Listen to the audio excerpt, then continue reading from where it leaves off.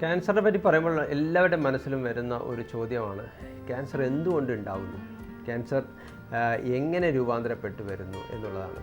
ക്യാൻസറിന് പല കാരണങ്ങൾ നമുക്ക് ചൂണ്ടിക്കാണിക്കാം. പക്ഷേ ഒരു വ്യക്തിയിൽ എന്തുകൊണ്ട് ക്യാൻസർ വന്നു എന്ന് ചോദിക്കുകയാണെങ്കിൽ എനിക്ക് പലപ്പോഴും ഉത്തരം കിട്ടാറില്ല. ഇതിലേറ്റവും പ്രധാനപ്പെട്ടത് ക്യാൻസറിൻ്റെ ഒരു 100 കാരണങ്ങൾ നമ്മൾ കണ്ടുപിടിച്ചിട്ടുണ്ട്. ഇപ്പോൾ ഏകദേശം ഒരു 100-ലധികം കാരണങ്ങൾ നമുക്ക് ചൂണ്ടിക്കാണിക്കാൻ സാധിക്കും. അതിലേറ്റവും പ്രധാനപ്പെട്ടത് നമ്മുടെ ജീവിത രീതി തന്നെയാണ്. ഈ ജീവിത രീതിയിലുള്ള മാറ്റം എന്ന് പറയുന്നത് ദുശ്ശീലങ്ങളാണ് പ്രധാനമായിട്ടും നമുക്ക് എടുത്തു കാണിക്കേണ്ടതെന്നുള്ളത്. അതിൽ പുകവലി കൊണ്ടാണ് 50% അല്ലെങ്കിൽ പുകയിലയുടെ ഉപയോഗം കൊണ്ടാണ് 50% ക്യാൻസറുകളും ഉണ്ടാകുന്നത്. വളരെയധികം കാലത്തെ പഠനങ്ങൾക്ക് ശേഷം തെളിയിക്കപ്പെട്ടിട്ടുള്ള വീണ്ടും തെളിയിച്ചിട്ടുള്ള ഒരു സത്യമാണ് പുകയില 50% ക്യാൻസറുകളും ഉണ്ടാക്കുന്നു എന്നുള്ളത്. അപ്പോൾ അങ്ങനെ നോക്കുമ്പോൾ മറ്റുള്ള ദുശ്ശീലങ്ങൾ എങ്ങനെ ക്യാൻസർ ഉണ്ടാക്കുന്നു എന്ന് ചിന്തിച്ചാൽ മദ്യപാനം ഏകദേശം ഒരു 20% ക്യാൻസറിന് കാരണമാകുന്നു. പുകവലിയും മദ്യപാനവും കൂടി ഉണ്ടാകുമ്പോൾ നമുക്ക് ഒരുപാട് മടങ്ങ് ക്യാൻസർ വരാനുള്ള തോത് കൂടുതലാണ്. ഇതുകൂടാതെ നമ്മുടെ ജീവിത രീതിയിൽ ഈ അടുത്ത കാലത്തുണ്ടായിട്ടുള്ള മാറ്റങ്ങൾ, പ്രധാനമായും ഭക്ഷണത്തിലുണ്ടായിട്ടുള്ള മാറ്റങ്ങൾ, നമ്മുടെ വ്യായാമത്തിലുണ്ടായിട്ടുള്ള കുറവ്, ഇതൊക്കെ ക്യാൻസറിന് കാരണമാകുന്നു. പരിസര മലിനീകരണം തീർച്ചയായിട്ടും ഇതിനുള്ള ഒരു പ്രധാന കാരണമാണ്. പരിസര മലിനീകരണത്തിൽ ഓട്ടോമൊബൈൽസ് എന്നുള്ള നമ്മുടെ വാഹനങ്ങളിൽ നിന്നുള്ള പുകയും, അതുകൂടാതെ നമ്മുടെ പ്ലാസ്റ്റിക് പോലെയുള്ള ഉൽപ്പന്നങ്ങൾ കത്തിക്കുമ്പോൾ ഉണ്ടാകുന്ന പുകയും, ഇതിനുപരി നമ്മുടെ രാസവള പ്രയോഗവും കീടനാശിനികളുടെ വ്യാപകമായ ഉപയോഗവും ഒക്കെ ക്യാൻസറിന് കാരണമാകുന്നുണ്ട്. ഒരു ചെറിയ ശതമാനം ക്യാൻസറുകളെങ്കിലും ചില ഇൻഫെക്ഷൻസ് വഴി, അതായത് വൈറൽ ഇൻഫെക്ഷൻസ് വഴിയാണ് ക്യാൻസർ ഉണ്ടാകുന്നത്. അപ്പോൾ ഇതിൽ പ്രധാനമായും ലിവറിനുണ്ടാകുന്ന ഹെപ്പറ്റൈറ്റിസ് ബിയും ഹെപ്പറ്റൈറ്റിസ് സി എന്ന വൈറൽ ബാധയും, ഇതുകൂടാതെ ഗർഭാശയ മുഖത്തിനുണ്ടാകുന്ന ഹ്യൂമൻ പാപ്പിലോമ വൈറസ് എന്ന ഇൻഫെക്ഷനും ക്യാൻസറിന് കാരണമാകുന്നുണ്ട്. വൈറൽ ബാധ എന്ന് പറയുമ്പോൾ നമ്മൾ സാധാരണ നാട്ടിൽ കാണുന്ന വൈറൽ പനിയല്ല ഉദ്ദേശിക്കുന്നത്. പക്ഷേ ഈ വളരെ സ്പെസിഫിക് ആയിട്ടുള്ള ഈ 3 വൈറൽ ബാധയാണ് ക്യാൻസർ ഉണ്ടാക്കുന്നത്. നമ്മുടെ രാജ്യത്തിൽ അത്ര വളരെ പ്രാധാന്യമില്ലെങ്കിലും മറ്റു ചില രാജ്യങ്ങളിൽ അൾട്രാ വയലറ്റ് റേഡിയേഷൻസ് കൊണ്ട്, അതായത് ദീർഘനേരം സൂര്യപ്രകാശത്തിൽ നിൽക്കുമ്പോൾ അൾട്രാ വയലറ്റ് റേസ് ശരീരത്തിൽ പതിക്കാനിടയാകുന്നത് കാരണം അങ്ങനെയും തൊലിക്കുണ്ടാകുന്ന പോലെയുള്ള ക്യാൻസറുകൾ ധാരാളമായി കണ്ടുവരും. ഇവയൊക്കെയാണ് ക്യാൻസറിന് പ്രധാന കാരണമെങ്കിലും ഞാൻ നേരത്തെ പറഞ്ഞ പോലെ ഒരു വ്യക്തിയിൽ എന്തുകൊണ്ട് ക്യാൻസർ വന്നു എന്ന് കണ്ടുപിടിക്കുക അത്ര എളുപ്പമല്ല. ക്യാൻസർ ഇന്ന് കൂടി വരികയാണോ എന്ന് പലരും ചോദിക്കാറുണ്ട്. ക്യാൻസർ ഇന്ന് കൂടി വരിക തന്നെയാണ്. പ്രധാനമായിട്ടുള്ള ഒരു കാരണം നമ്മുടെ ജീവിത രീതിയിലുള്ള മാറ്റവും ആയുർദൈർഘ്യം കൂടി എന്നുള്ളതുമാണ്. ക്യാൻസർ 1970-ൽ ഏകദേശം 1,70,070 പേർക്ക് മാത്രമാണ് ഇന്ത്യയിലുണ്ടായിരുന്നത്. ഇന്ന് ആ സ്ഥാനത്ത് ഏറ്റവും പുതിയ കണക്കുകളനുസരിച്ച് ഏകദേശം 120ഓളം പേർക്ക് ക്യാൻസർ ഉണ്ട് എന്നാണ് കണക്കാക്കിയത്. ഇതിലേറ്റവും പേടിപ്പെടുത്തുന്ന ഒരു വസ്തുത 1970-ൽ 70 പേർക്ക് എന്ന ആ സ്ഥിതിയിൽ നിന്ന് 120ലേക്ക് നമ്മൾ അധികം സമയമെടുത്തില്ല എന്നുള്ളതാണ്. ഇത് പ്രധാനമായും കാണിക്കുന്നത് വരും കാലങ്ങളിൽ നമ്മുടെ ക്യാൻസറിൻ്റെ തോത് 10 മടങ്ങ് വളരെയധികം വർദ്ധിക്കാൻ സാധ്യതയുണ്ട് എന്നുള്ളതാണ്. ഇതുകൂടാതെ മറ്റൊരു പ്രധാനപ്പെട്ട കാര്യം, നമ്മുടെ കേരളത്തിൽ ക്യാൻസർ ധാരാളമായി ഇതേപോലെ തന്നെ പല കാര്യങ്ങളിലും കേരളം ഒരു ഡെവലപ്ഡ് കൺട്രി അല്ലെങ്കിൽ വികസിത രാജ്യത്തിനോടാണ് കിടപിടിക്കുന്നത്. അതുകൊണ്ട് തന്നെ വികസിത രാജ്യങ്ങളിലെ തോതിലേക്ക് കേരളം ഒരു പക്ഷേ എത്തിയേക്കാം. വികസിത രാജ്യങ്ങളിലെ ക്യാൻസറിൻ്റെ തോത് എന്നത് ഏകദേശം 1,350 പേർക്ക് ക്യാൻസർ ഉണ്ട് എന്നാണ് കണക്കാക്കിയിരിക്കുന്നത്. അപ്പോൾ അതുപോലെയുള്ള ഒരു സ്ഥിതിയിലേക്ക് നമ്മളും എത്തിപ്പെടാൻ സാധ്യതയുണ്ട്. പക്ഷേ ഇപ്പോഴത്തെ ഏറ്റവും ലേറ്റസ്റ്റ് കണക്ക് വെച്ച് ഏകദേശം 1,120 പേർക്കാണ് ക്യാൻസർ രോഗമുള്ളതായി കണക്കാക്കിയിരിക്കുന്നത്. കേരളത്തിൽ ഇന്ന് വളരെ വ്യാപകമായി കണ്ടുവരുന്ന ക്യാൻസർ പുരുഷന്മാരിലും സ്ത്രീകളിലും വ്യത്യസ്തമാണ്. പുരുഷന്മാരിൽ അത് വായിലത്തെ ക്യാൻസർ ആയിരുന്നു ഈ അടുത്ത കാലം വരെ കൂടുതലായിട്ട് കണ്ടുവന്നിരുന്നത്. ഇന്ന് പക്ഷേ ശ്വാസകോശത്തിനുണ്ടാകുന്ന ക്യാൻസറാണ് വളരെയധികം കണ്ടുവരുന്നത്. ഈ ഒരു മാറ്റത്തിന് പ്രധാനമായും കാരണം നമ്മുടെ നാട്ടിലുണ്ടായിട്ടുള്ള അല്ലെങ്കിൽ ജീവിത രീതിയിലുണ്ടായിട്ടുള്ള മാറ്റം തന്നെയാണ്. അതേസമയം സ്ത്രീകളിൽ സ്തനാർബുദമാണ് ഏറ്റവും കൂടുതലായിട്ട് കാണുന്നത്. ഈ അടുത്ത കാലം വരെ പുരുഷന്മാരിൽ വായിലത്തത് മാറിയതുപോലെ തന്നെ സ്ത്രീകളിൽ ഗർഭാശയമുഖ ക്യാൻസർ ആയിരുന്നു ഈ അടുത്ത കാലം വരെ ഏറ്റവും കൂടുതലായി കണ്ടുവന്നിരുന്നത്. പക്ഷേ ഇന്ന് അത് സ്തനാർബുദമാണ് ഏറ്റവും കൂടുതലായിട്ട് കാണുന്നത്. ഇതും ഒരു പ്രധാനമായിട്ടും ജീവിത രീതിയിലുള്ള മാറ്റവും സ്ത്രീകൾ കൂടുതൽ ബോധവൽക്കരിക്കപ്പെട്ടു എന്നുള്ളതുമാണ് ഈ ഒരു മാറ്റത്തിന് പ്രധാനമായ കാരണം.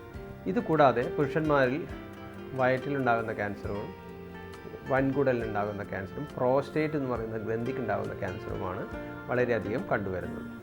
സ്ത്രീകളിലാകട്ടെ വൻകുടലുണ്ടാകുന്ന ക്യാൻസറും ആമാശയത്തിലുണ്ടാകുന്ന ക്യാൻസറും ഈ ഗർഭാശയ ക്യാൻസറിനും സ്ഥാനാർബുദത്തിനും പുറമെ കൂടുതലായി കണ്ടുവരുന്നു. പുരുഷന്മാരിലാണോ സ്ത്രീകളിലാണോ ഏറ്റവും കൂടുതൽ ക്യാൻസർ കാണുന്നതെന്ന് ചോദിച്ചാൽ സ്ത്രീകളിലാണ്. കാരണം സ്ത്രീകളുടെ പല ശരീരഘടന കൊണ്ട് അവർ ഏറ്റവും കൂടുതൽ ക്യാൻസറിന് അടിമപ്പെടുന്നു എന്നുള്ളതാണ്. പലരും ചോദിക്കാറുണ്ട്, അവർക്ക് ദുശീലങ്ങൾ അധികം നമ്മുടെ സ്ത്രീകളിൽ കാണാറില്ല, പിന്നെ എന്തുകൊണ്ട് ക്യാൻസർ വരുന്നു എന്നുള്ളതാണ്. അതിൽ സ്ത്രീ ഹോർമോൺസിന് പ്രധാനമായ ഒരു പങ്കുണ്ട്. സ്ത്രീകളുടെ ഹോർമോൺസ് വളരെയധികം ക്യാൻസർ ഉണ്ടാക്കുന്ന തരത്തിൽ ഉള്ളതാണ്. അപ്പോൾ അത് കാരണം സ്ത്രീകൾ കൂടുതൽ ക്യാൻസറിന് അടിമപ്പെടുന്നു എന്നുള്ളതാണ്. പ്രധാനമായും ഗർഭാശയത്തിലുള്ള ക്യാൻസറും സ്ഥാനാർബുദവും ഇത് രണ്ടും വളരെയധികം കണ്ടുവരുന്നതുകൊണ്ട് ഈ പുരുഷന്മാരെക്കാൾ സ്ത്രീകളിൽ ക്യാൻസർ കൂടുതലാണ്. പലരും വളരെ കൂടുതലായി ചോദിക്കുന്ന ചോദ്യമാണ്, ക്യാൻസർ പകരുമോ? അതിനുത്തരം ഇന്നേ വരേക്ക് ക്യാൻസർ പകരുന്ന രോഗമായി കണ്ടെത്തിയിട്ടില്ല എന്നുള്ളതാണ്. ഒരു വ്യക്തിയുടെ ക്യാൻസർ രോഗം വന്ന ഒരു വ്യക്തിയുടെ കൂടെ ഭക്ഷണം കഴിച്ചാലോ, രോഗിക്ക് ഹസ്തദാനം ചെയ്താലോ, രോഗിയുടെ ഭക്ഷണത്തിൻ്റെ ബാക്കി കഴിച്ചാലോ, അല്ലെങ്കിൽ രോഗം വന്ന അമ്മമാർ മുലയൂട്ടിയാലോ, അല്ലെങ്കിൽ രോഗം വന്നിട്ടുള്ള അവരെ കൂടെ താമസിക്കുകയോ ചെയ്തു കഴിഞ്ഞാൽ ക്യാൻസർ പകരാൻ സാധ്യതയില്ല. ഈ കാര്യത്തിൽ യാതൊരു ആശങ്കകളും വേണ്ട. ക്യാൻസറിൻ്റെ മറ്റൊരു ചോദ്യം പലരും ഉന്നയിക്കാറുള്ളത്, ക്യാൻസറിൻ്റെ ട്രീറ്റ്മെൻറ്റ് കഴിഞ്ഞാൽ ജീവിതത്തിലേക്ക് തിരിച്ചു പോകാൻ സാധിക്കുമോ, അല്ലെങ്കിൽ അവർ നേരത്തെ ചെയ്തിരുന്ന ജോലികൾ അവർക്ക് തുടർന്ന് ചെയ്യാൻ സാധിക്കുമോ എന്നുള്ളതാണ്. തീർച്ചയായിട്ടും ക്യാൻസറിൻ്റെ ചികിത്സയുടെ കാഠിന്യത്തിനനുസരിച്ച് ചില സൈഡ് എഫക്ട്സ് ഉണ്ടാവാറുണ്ടെങ്കിലും കൂടി അത് ട്രീറ്റ്മെൻറ്റ് കഴിയുന്നതോടുകൂടി പൂർണ്ണമായും അവർ റിക്കവറി ആവുന്നു. ആ പൂർണ്ണ ആരോഗ്യത്തിലേക്ക് എത്തിയതിന് ശേഷം അവർക്ക് സാധാരണ ജീവിതം നയിക്കുന്നതിൽ യാതൊരു തടസ്സവുമില്ല. വളരെ കൂടുതൽ പേര് ചോദിക്കുന്ന ഒരു ചോദ്യം, വളരെ ശക്തിയുള്ള ജോലി, അതായത് ഒരു കല്ല് വെട്ടുന്ന ജോലിയോ അല്ലെങ്കിൽ അത്ര ശാരീരിക അധ്വാനം വേണ്ടുന്ന ജോലി ചെയ്യാൻ സാധിക്കുമോ എന്നുള്ളതാണ്. പല രോഗികളും ചികിത്സ കഴിഞ്ഞ് പരിപൂർണമായി ഭേദപ്പെട്ടതിന് ശേഷം സാധാരണ ഇതുപോലുള്ള ശക്തിയായ ജോലികൾ ചെയ്യുന്നുണ്ട് എന്നുള്ളത് വളരെ ആശ്വാസം നൽകുന്നതാണ്. അത്തരം കാര്യങ്ങൾ ചെയ്യുന്നതിന് പൂർണ്ണമായി സുഖപ്പെട്ടതിന് ശേഷം, അല്ലെങ്കിൽ ചികിത്സ കഴിഞ്ഞ് പൂർണ്ണ ആരോഗ്യം തിരിച്ചു കിട്ടിയതിന് ശേഷം ഇത്തരം ജോലികൾ ചെയ്യുന്നതിന് യാതൊരു തടസ്സവുമില്ല. സ്ത്രീകൾ ചോദിക്കുന്ന മറ്റൊരു ചോദ്യമാണ്, എത്ര കാലത്തിന് ശേഷം വീണ്ടും ഗർഭധരിക്കാം, വീണ്ടും ഗർഭിണിയാകാൻ വല്ല തടസ്സമുണ്ടോ എന്നുള്ളതാണ്. അതിൻ്റെ പ്രധാനപ്പെട്ട ഉത്തരം, അതിൻ്റെ ക്യാൻസർ വന്നിട്ടുള്ള ഏത് ഭാഗത്തിനാണോ ക്യാൻസർ വന്നിട്ടുള്ളത്, ചികിത്സയിൽ പല കാര്യങ്ങളും ഈ ഗർഭധാരണത്തിന് തടസ്സപ്പെടുത്തുന്ന രീതിയിലുള്ള ചികിത്സകളൊന്നും ഉണ്ടായിട്ടില്ല ഉണ്ടെങ്കിൽ കീമോതെറാപ്പി ചികിത്സ കഴിഞ്ഞതിന് ശേഷം 2 വർഷത്തിന് ശേഷം ഏത് സമയം വേണമെങ്കിലും ഗർഭം ധരിക്കാവുന്നതാണ്. ഇതുപോലെ തന്നെ സ്ത്രീകൾ പലരും ചോദിക്കാറുള്ളത്, ചികിത്സയുടെ ഇടയിൽ അവർക്ക് ലഘുവായ ജോലികൾ ചെയ്യാമോ എന്നുള്ളതാണ്. അതും ചികിത്സയുടെ കാഠിന്യത്തിന് അനുസരിച്ചിരിക്കും. ചികിത്സ കൊണ്ട് വളരെ കാര്യമായ ഒരു ക്ഷീണം ശരീരത്തിന് തോന്നുന്നില്ല എന്നുണ്ടെങ്കിൽ സാധാരണ രീതിയിലുള്ള വീട്ടുജോലികൾ വീട്ടിൻ്റെ ഉള്ളിൽ തന്നെ നിന്നുകൊണ്ട് ചെയ്യുന്നതിന് തടസ്സമില്ല. പക്ഷേ ഏറ്റവും പ്രധാനപ്പെട്ട കാര്യം, വളരെ ക്ഷീണമുണ്ടെങ്കിൽ നിർബന്ധിതമായി ജോലി ചെയ്യാൻ ഇടയാവരുത്. നമുക്ക് ക്ഷീണമില്ലാതെ വളരെ എൻജോയ് ചെയ്ത് ചെയ്യാൻ പറ്റുന്ന ജോലികൾ ചെയ്യാവുന്നതാണ്. പുരുഷന്മാർ ചോദിക്കുന്ന മറ്റൊരു ചോദ്യം, ജോലിക്ക് പോകാമോ, ക്യാൻസറിൻ്റെ ചികിത്സ എടുക്കുമ്പോൾ ജോലിക്ക് പോകാമോ എന്നുള്ളതാണ്. ക്യാൻസറിൻ്റെ ചികിത്സ എടുക്കുമ്പോൾ ജോലിക്ക് പോകുന്നത് ചില തടസ്സങ്ങളുണ്ട്. പ്രധാനമായും പൊടി അല്ലെങ്കിൽ നമ്മുടെ അന്തരീക്ഷത്തിൽ ഒരുപാട് മാലിന്യങ്ങളുള്ള സ്ഥലത്താണ് പോകുന്നതെങ്കിൽ ഈ ചികിത്സയുടെ കാഠിന്യം കൊണ്ട് ചിലപ്പോൾ ഇൻഫെക്ഷൻസ് വരാൻ സാധ്യതയുണ്ട്. അപ്പോൾ അത്തരം സാഹചര്യങ്ങൾ ഒഴിവാക്കുന്നതാണ് നല്ലത്. പുറത്തു പോയിട്ടുള്ള ജോലികൾ കഴിയുന്നതും ചികിത്സ പൂർണ്ണമായും കഴിഞ്ഞതിന് ശേഷം ചെയ്യുക.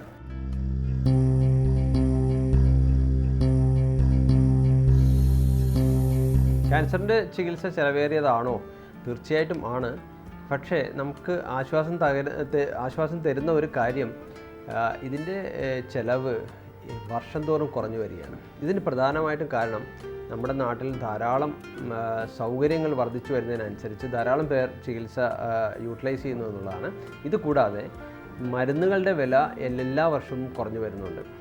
പുതിയ മരുന്നുകൾക്ക് ഒരു പക്ഷേ വില കൂടിയിട്ട് തന്നെ നിൽക്കാം. പക്ഷേ നമുക്ക് വളരെ നല്ല മരുന്നുകൾ, കഴിഞ്ഞ വർഷം വരെ ലഭ്യമായിരുന്ന മരുന്നുകളുടെ വില ഈ വർഷം മിക്കപ്പോഴും കുറയാറുണ്ട്. അപ്പോൾ ഇങ്ങനെയുള്ള ഒരു ഗുണമുള്ളതുകൊണ്ട് ക്യാൻസറിൻ്റെ ചികിത്സ ശരിക്ക് ചിലവ് കുറഞ്ഞു വരികയാണ്. പക്ഷെ എന്നിരുന്നാലും മറ്റു പല ചികിത്സകളെ അപേക്ഷിച്ച് ഇതിൻ്റെ ചികിത്സാ ചിലവ് ഇപ്പോഴും കൂടിയിട്ട് തന്നെയാണ് ഇരിക്കുന്നത്.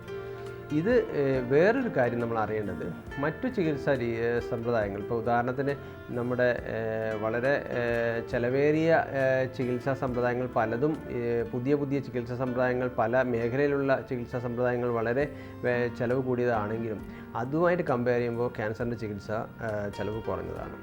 ഇതൊക്കെയാണെങ്കിലും ക്യാൻസറിൻ്റെ ഇന്നുള്ള ചികിത്സ കുറച്ച് ചിലവ് കൂടിയത് തന്നെയാണ്.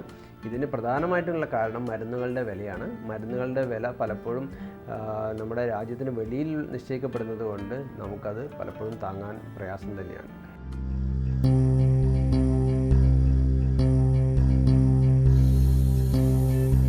കേരളത്തിൽ ചില പ്രത്യേക ഭാഗങ്ങളിൽ ക്യാൻസർ കൂടുതലുള്ളതായിട്ട് റിപ്പോർട്ടുകൾ കാണാറുണ്ട്. പലപ്പോഴും വളരെ വസ്തുനിഷ്ഠമായ പഠനങ്ങൾ കഴിയുമ്പോൾ അത് പലപ്പോഴും അടിസ്ഥാനമില്ല എന്നും പറയാറുണ്ട്.